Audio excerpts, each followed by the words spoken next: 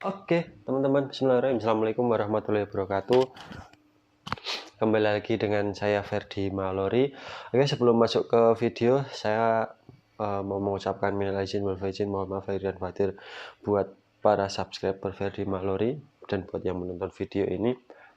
Kemarin saya 1 bulan full selama bulan puasa itu saya libur upload video karena jujur kalau bulan puasa itu saya banyak mengikuti event-event kuliner, jadi saya tidak ada waktu buat bikin video seperti ini ya teman-teman. Dan ini pun juga saya juga baru libur dari kegiatan ya mencari uang lah, mencari recehan.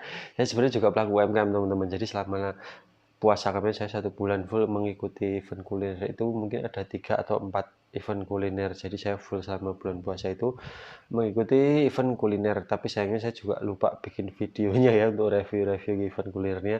Mungkin next ketika kita bisa bertemu di Ramadan lagi, saya akan coba bikinin video ketika saya ikut event-event kuliner ya teman-teman, karena bener-bener buat UMKM penjual makanan minuman di bulan puasa, bulan Ramadan itu benar-benar sangat cuan sih sebenarnya sih. Saya kemarin sebulan itu alhamdulillah banyak dapat rezeki ya teman-teman ya. Oke, langsung saja ke video ya teman-teman ya. Jadi kali ini saya juga mau review satu usaha yang istilahnya ini sebenarnya selama bulan Ramadan kemarin usaha ini juga sangat-sangat laris, sangat-sangat banyak peminatnya.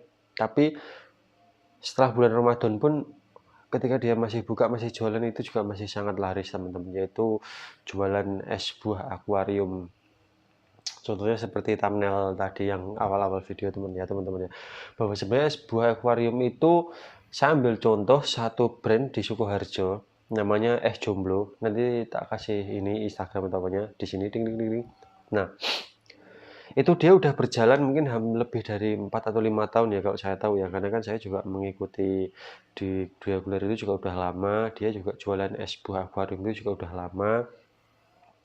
Dan sampai sekarang pun masih ramai, apalagi kemarin waktu bulan puasa dia juga sangat ramai sekali. Nah, uniknya di situ dia jualan es buah akuarium itu nggak cuma di sekedar jualan teman-teman, tapi dia juga mainkan brandingnya, dia juga mainkan nama ikoniknya, karena dia istilahnya sebenarnya bukan yang pertama di Sukoharjo, tapi yang satu-satunya yang menurut saya itu jualan es buah akuarium terhitung terbilang niat sebenarnya.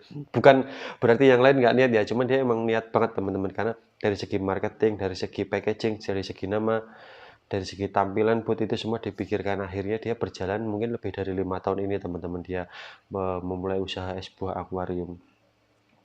Saya juga sempat membandingkan dengan beberapa tempat bahwa penjualan es buah akuarium itu ternyata ketika musim hujan itu juga nggak begitu menurun, tapi ketika musim panas itu benar-benar panen teman-teman. Ini kan udah bulan April, istilahnya udah mau memasuki bulan kemarau ya. Mungkin teman-teman juga mulai siap-siap dari sekarang nih, kira-kira mau jualan es buah akuarium apa enggak. Nanti konsepnya teman-teman bisa lihat di beberapa tempat. Untuk resep, sebenarnya resep utama es buah akuarium itu cuman 3 atau 4 ya. Istilahnya yang pertama itu pasti buah asli. Kita pakainya harusnya buah asli, bukan bubuk, bukan perasa atau sejenisnya. Pakai buah asli, creamer, susu kental manis, sama yang paling penting gula asli. Ini ya teman-teman, jadi 4 bahan ini sebenarnya menurut saya yang menjadi kunci kenapa es buah akuarium itu bisa bertahan lama. Kuncinya tetap ada di buah asli sama gula asli. Creamer sama susu kental manis itu sebenarnya buat pelengkap saja teman-teman. Karena emang kalau kita pakai gula asli, buah asli, otomatis pembeli kita itu nggak akan merasakan yang namanya gatal di tenggorokan, serak, batuk, atau gimana-gimana itu nggak mungkin teman-teman. Jadi dari 4 resep tersebut kita olah menjadi satu. Misal kita bikin contoh es alpukat ya. Jadi kan kita memakai 5 kg alpukat, terus kita kasih es batu, 1 pasek itu, terus kita kasih kental manis, kita kasih creamer. Mungkin gula cairnya ini bisa dipisah gula aslinya. Karena apa?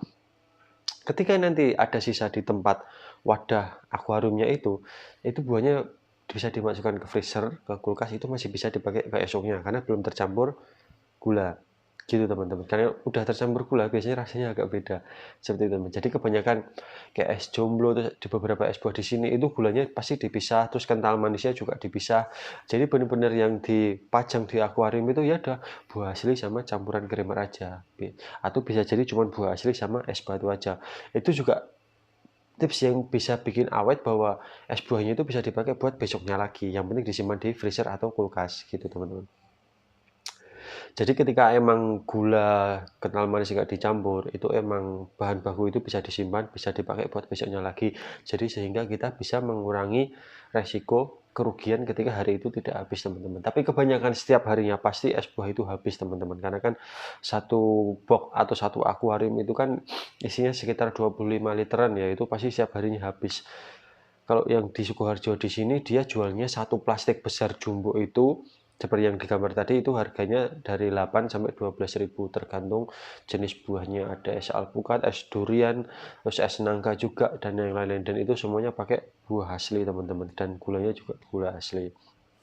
Nah, ketika teman-teman di sini ingin mencoba mencari grup atau perkumpulan pedagang es buah, saya juga ada satu grup di Facebook.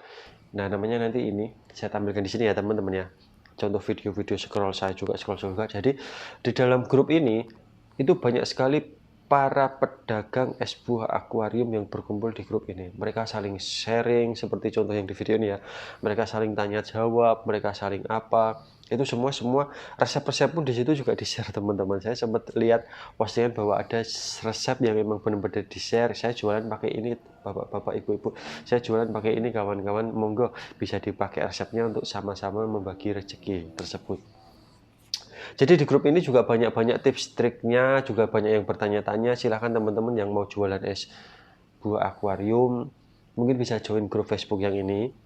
Nah, itu nanti juga teman-teman langsung tanya di situ aja, pasti banyak yang jawab teman-teman. Karena isinya grup itu semua adalah pedagang es buah akuarium. Apalagi kemarin saat bulan puasa, grup ini sangat ramai teman-teman. Pada saling berbagi tips, berbagi resep, berbagi trik, terus berbagi semangat ketika jualannya sepi pas hujan harus gimana, terus cara menyimpan es buah yang sisa gimana gitu ya teman-teman ya. Jadi menurut saya usaha es buah akuarium ini masih sangat berpotensi tinggi teman-teman. Setelah lebaran ini juga masih sangat berpotensi.